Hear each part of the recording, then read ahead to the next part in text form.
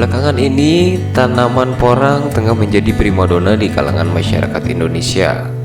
Bukan tanpa alasan, konon tanaman ini kaya manfaat dan punya harga jual tinggi.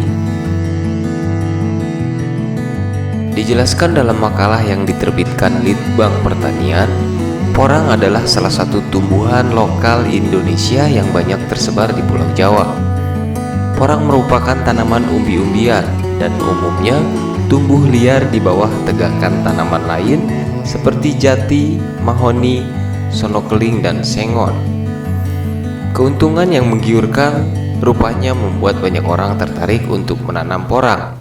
Tak terkecuali Ketua Fraksi Partai Amanat Nasional Provinsi Jawa Barat Hasbullah Rahmat yang tertarik membudidayakan tanaman umbi-umbian tersebut. Tak hanya itu, ia juga menilai bahwa porang merupakan investasi yang menjanjikan, khususnya dengan pemasaran yang sangat mudah. Seperti apa proses penanamannya? Yuk langsung saja kita simak video berikut ini.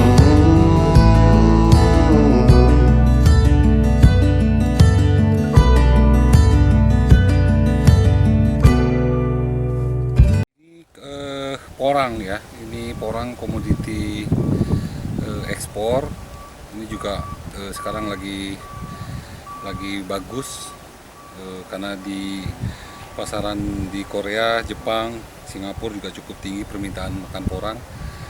Maka dalam rangka mengisi waktu ya selama PPKM kemarin, saya dan beserta istri mencoba untuk menanam porang. Nah, mudah-mudahan bagi masyarakat lain yang punya lahan perkarangan atau lahan tidur atau lahan yang tidak difungsikan secara ekonomis, sebaiknya mulai sekarang untuk ditanami, karena kita nggak tahu pandemi COVID ini sampai kapan, dan dalam era pandemi ini hanya sektor pertanian yang bisa bertahan. Nah, untuk itu dalam rangka mendukung program ketahanan pangan pemerintah, ya kita harus memanfaatkan bertani. Mudah-mudahan ada hasilnya secara produktivitas dan juga bisa meningkatkan daya beli, khususnya para petani porang ya di Indonesia.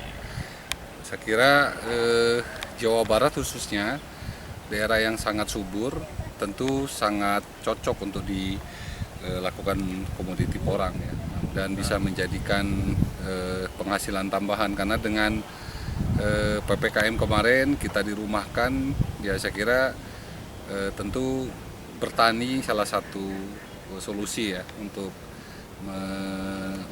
tetap punya aktivitas secara fisik, dan kita menggalakkan lah ketahanan pangan dalam skala mikro, skala kecil lah, skala rumah tangga, dan mungkin nanti kalau bisa ini menjadi komoditi yang sangat besar, kenapa tidak, sekira pemerintah harus ikut membantu agar ketahanan pangan di Jawa Barat dalam rangka menghadapi pandemi ini juga bisa survive. Awalnya saya dan beserta istri kan melihat YouTube ya tentang petani-petani porang di Indonesia, dan bahkan saya sengaja ke Jogja, ke Sleman dengan istri saya, diskusi dengan petani porang yang sukses di Jogja, di Sleman, namanya Pak Idris.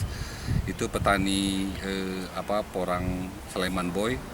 Saya diskusi panjang lebar, mulai dari pematangan lahan, pupuk, mulsa, sampai bibit, dan akhirnya saya tertarik dan saya membeli bibit porang ini di petani Sleman Boy di Jogja. Nah, waktu saya beli kan belum ada tunas, masih belum keluar tunas. Nah, sekarang sudah mulai keluar tunas, hampir rata-rata semua katak yang saya beli di Sleman Boy di Pak Idris sudah mulai keluar tunas, dan saat ini saat yang tepat untuk penanaman, karena porang ini kan dia di musim penghujan penanamannya, dan kalau sudah pakai mulsa begini, mudah-mudahan saya panennya di satu musim ya, satu musim itu kurang lebih 8 sampai 9 bulan.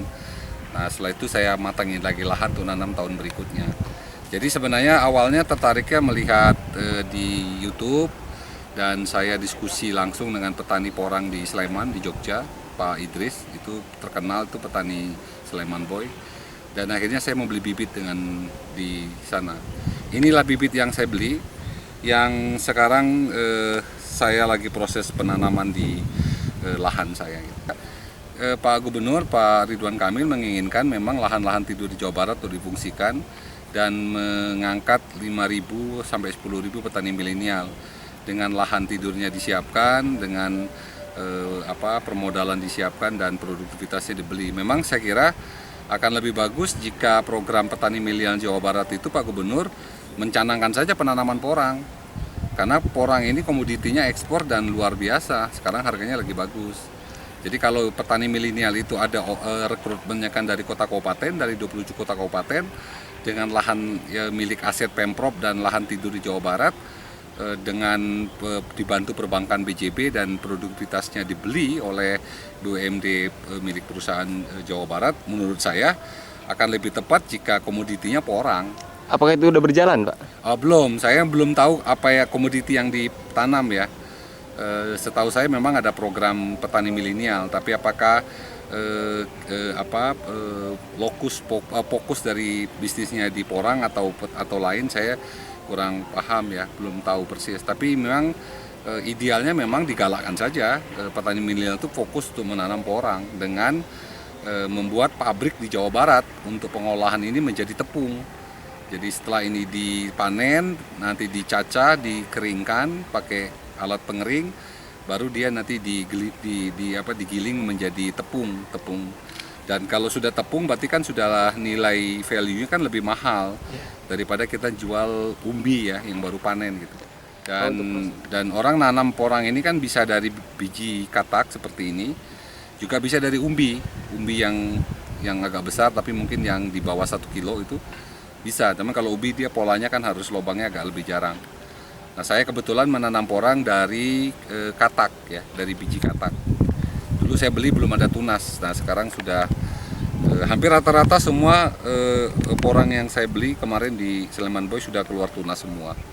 Nah, ini saatnya saya menanam karena sekarang porang yang saya beli sudah mulai mengeluarkan tunas dan saya sudah menyiapkan lahan dengan pengolahan pupuk kompos dan pupuk kandang dengan sistem mulsa, itu sudah siap tanam.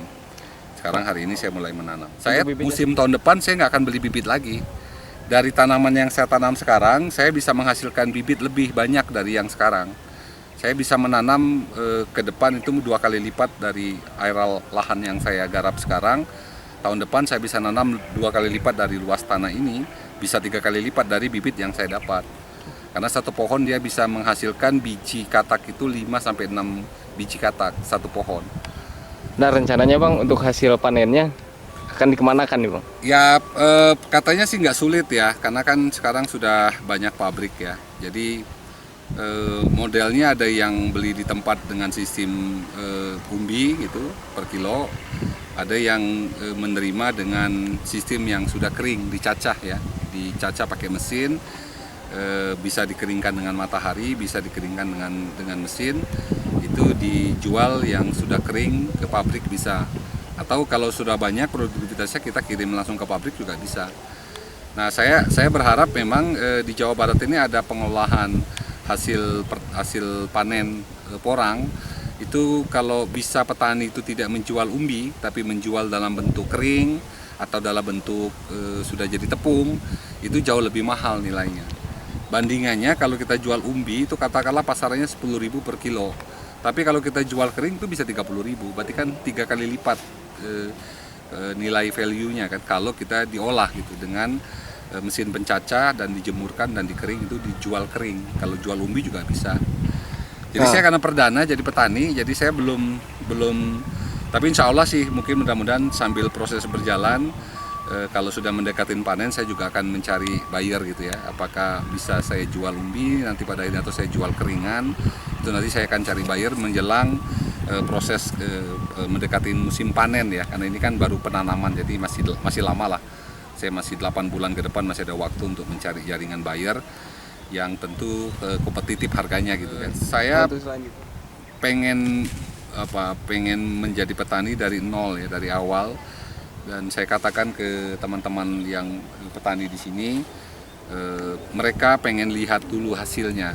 Jadi biarkan saya mulai dari pematangan lahan sampai nanam, sampai itu saya coba olah, nanti begitu sudah hasilnya saya akan sampaikan. Menanam sayur mayur itu bisa dengan selingan, tetapi menanam pokoknya dengan porang itu ternyata bisa menghasilkan uang lebih banyak. Nah itu akan saya sampaikan. Mudah-mudahan kalau ini sudah berhasil, kawan-kawan petani Palaweja di sekitaran sini mungkin bisa ikut nanam porang semua ke depan gitu kan.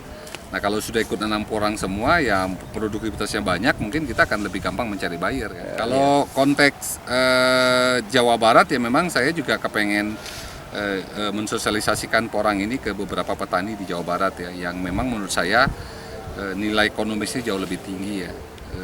Kalau ini 1 hektar kita bisa nanam 52.000 pohon gitu, 52.000 pohon, kalau satu pohon itu 1 kilo, 1 kilo itu harganya 10.000, berarti kan 10.000 kali 52.000. Itu kita bisa keuntungan bisa 400-an juta per hektar ya dari tanaman porang. Tapi kita bisa juga tupang sari juga di samping-sampingnya untuk kebutuhan mingguan ya untuk para petani. Kita bisa buat tupang sari juga sejauh tidak mengganggu tanaman pokok porangnya gitu ya. Nah ini saya kira komoditi yang sangat bagus karena dia diminatin ekspor. Ini kan jadi makanan pokok bagi orang-orang Jepang, Korea ya, Cina gitu, karena dia diproduksi menjadi mie ya. Dan itu kan tingkat gulanya lebih kecil, proteinnya lebih besar dibanding dengan terigu gandum gitu ya. Ini jauh lebih sehat gitu, jauh lebih baik. Ya, jadi gini, sebelumnya ini kan tanah sudah kita matengin ya. Jadi tanah ini udah kita olah, kita bikin gundukan, kita pakai mulsa. Dan di dalamnya sudah kita kasih pupuk. Jadi sudah ada pupuk. Jadi ini yang hitam-hitam ini komposnya, pupuk komposnya. Udah kita masukkan. Nah setelah itu baru kita lobangin pakai kayu ya bulat, kita lobangin. Kalau udah lobang begini, kan kita tinggal memasukkan saja. Ini kedalamannya sekitar kurang lebih 7 cm. Nah kalau sudah kita masukkan bibitnya, kita ke dalam, baru nanti kita tutup.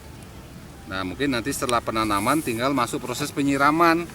Nah penyiraman itu mungkin bisa dilakukan pagi jam 6 ya sampai jam 10, sore jam 4 mulai nyiram ya. Supaya akarnya bisa cepat tumbuh dan porangnya bisa juga cepat tumbuh. Ini kan baru nanam ya, karena baru nanam dan belum musim hujan gitu. Jadi kita nanam nyiramnya mungkin paling enggak pagi dan sore gitu. Tapi kalau sudah memasukin musim hujan ya kita tidak melakukan penyiraman lagi, karena nanti kita mengandalkan musim hujan, karena memang porang ini ditanam di fase musim hujan, makanya dia mengambil bulan September ini adalah bulan start untuk menanam, karena September, Oktober, November, Desember itu musim hujan sampai Januari. Jadi ini memang komoditi yang ditanam di periodisasi musim hujan. Karena dia butuh air kan, karena kan sifatnya umbi dia. Umbi ya. Orang ini kan umbi, jadi dia butuh air. Dan yang paling penting adalah butuh tanah, pematangan tanah, pupuk ya. Pupuknya pun juga pupuk kompos ya, organik sama pupuk kandang. Kalau sudah dilobangin begini, kita tinggal masukin aja cepat. Udah masuk kita uruk, kan kedalamannya paling cuma 5-7 cm aja ini. 7 cm lah paling kedalamannya dari permukaan tanah. Kita masukin. Nah, ini ada pupuknya nih. Ini pupuk yang hitam-hitam ini pupuk nih pupuknya nih. Nih, karena di dalamnya sebelum kita pakai mulsa sudah kita kasih pupuk dulu. Pengemburan tanah itu menjadi kunci kita untuk menanam porang. Makanya tanah di dalam ini semuanya sudah gembur karena udah digemburin kan? Iya. Ya, karena semakin tanah di dalam ini gembur, semakin subur, insya Allah umbinya semakin besar. Yang lama itu memang pematangan lahan saya. Mulai pematangan lahan tuh bulan Agustus ya. Ya minggu kedua Agustus itu sampai akhir Agustus pematangan lahan, hampir 3 minggu lah pematangan lahannya. Terus setelah itu saya mupuk. Ini pupuk ini udah masuk ini saya bolongin kan minggu lalu. Waktu pupuknya masuk saya tutup dengan mulsa kan belum saya bolongin. Yeah. Karena biar